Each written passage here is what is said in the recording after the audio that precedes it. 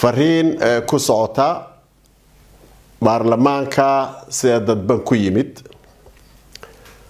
waxa run ahaan xubnaha baarlamaanka ummadda Soomaalida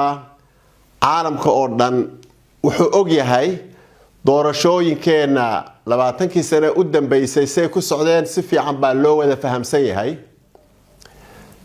tan u dambeysana waaba magac gaar baa loo sii bixiyo doorasho dadban ayaa la yimid waa la sii qalloociyay awal hore qalooc ay ku bilaabatay dhammaan marka waxaan ogsoonahay sida lagu yimid inaysan sax ahayn khayr Allah idin siiyo waajibaadka xildhibaanada saaran madaxweyne la soo doorto shardiga koobaad ee madaxweynaha lagu soo dooran waa inuu yahay ruux aan dalkan dambi ka soo galin wuxuu dilay wuxuu boobay wuxuu wax kasta oo dambi ah dalka ka soo galin waa in la yiraahdo kan dambi uu ka soo galay aduu istiraado ruuxu la isiraahdo ninkan dooranayo waa nin aan dalka dambi ka soo galin qodobka labaad ee muhiimka ah shardiga labaad waa inuu yahay ruux awood u leh inuu dalkan hogaamiyo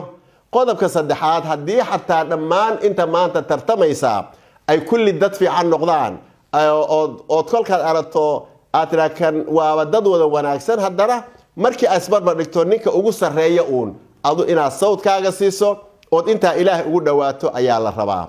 waxa weeye runahan qodobka labaad dastuurka dhamaystirkiisa weeye qawaaniinta iyo dastuurka dhamaystirkeedu waa arin aad iyo aad muhiim u ah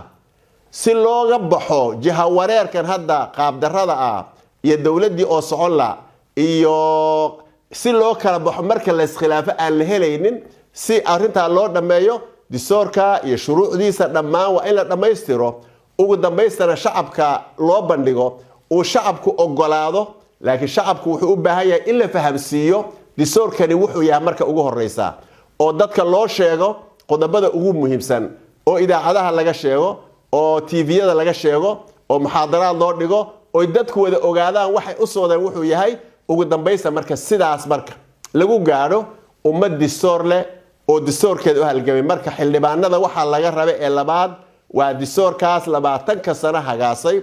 oo mashruuc noqday oo caalamku nin waliba intuu qodob yar qabsado qodobka iga bedel oo waxaan dood u baahnayn dood la gelin oo la isku layn waxa la rabaa bilaha koobaadba inaad dhamaystaan baa la rabaa dastuurkaasi ummaduhu dasaatiir way wada samaysteen laakiin wax 20 sano ka badan waxba aan qabsan karin oo inaga ahayn oo dastuurkooda dhamaysan karin lama arkin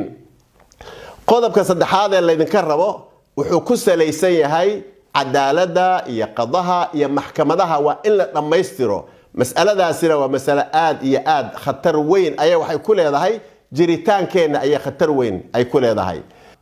marka loo yimaado qodobka kale waxa weeye waa qodobka ku saabsan musaalaxada ummadda oo hor u soo sheegnay oo baarlamaankani maadaama goboladii oo dhan iyo qabaa'ilkii oo dhan iyo meel walba la isaga wada yimid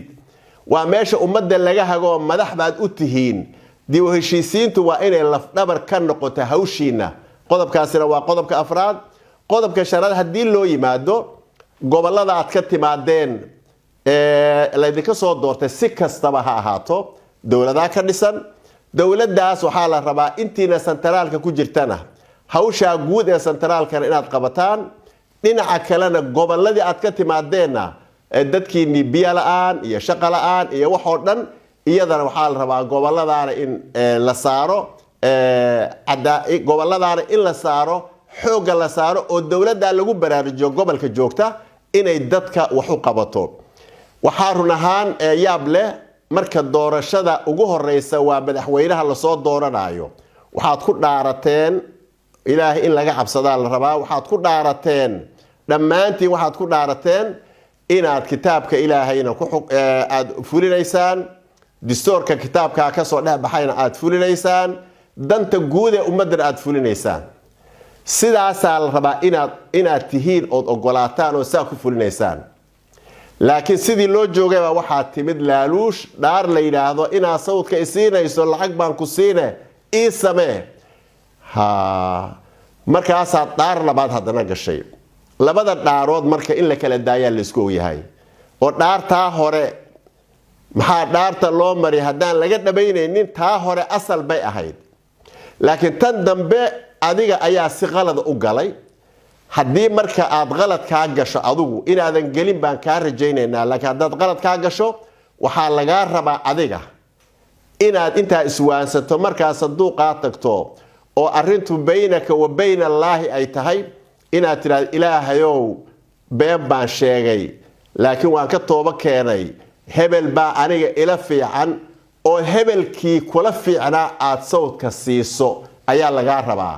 toobaduna way furan tahay oo ruux kasta oo maartay khaasa waxaad dhaarateen habeen yaab leh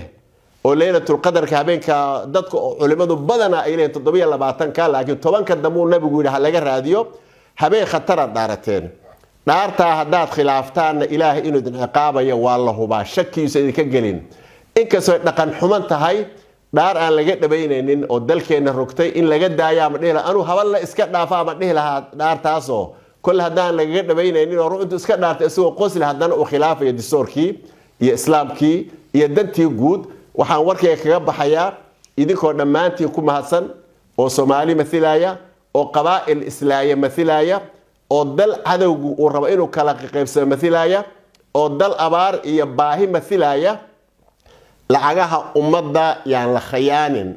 أمضنا الدنتي هذا هلقى شقيو سلاسو مرك إلهين إذا كنا حريصنا يا ساسانا ضد أمته جامية أتكون قنيسان دليرة البرلمان كسوق عشان وحالي هاي يدونكو سيجار هانا وجارهان دتكي وحبرتي سيجار هانا وحال إذن كربا واجبات كينا إن أدوسي حوجسان